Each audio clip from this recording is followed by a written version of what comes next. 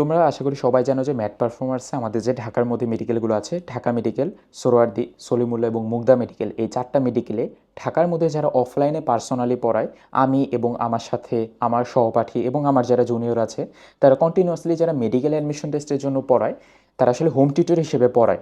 মানে সামনে যে তোমাকে বাসায় যেয়ে পড়ায়। হোম টিউটর হিসেবে পড়ানোর ক্ষেত্রে সুবিধা হচ্ছে এটাই যে তোমাকে একদম সামনে থেকে ইভ্যালুয়েট করতে পারি, সামনে থেকে তোমাকে একদম জাজ করতে পারি, দেখতে পারি এবং সামনে থেকে তোমাকে বকাঝকা করতে পারি এবং তুমি পড়লে তোমাকে অ্যাপ্রিসিয়েট করতে পারি। এটা সামনে থেকে পড়ার একটা সুবিধা।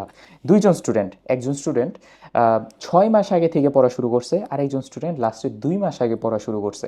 আমার কাছে 6 মাস আগে থেকে পড়া শুরু করবে, তাকে তো আমি একটা চ্যাপ্টার একদিনে বা 2টা চ্যাপ্টার একদিনে শেষ করব না, কারণ তার তো সময় আছে, আস্তে ধীরে সুস্থে পড়ানো যায়।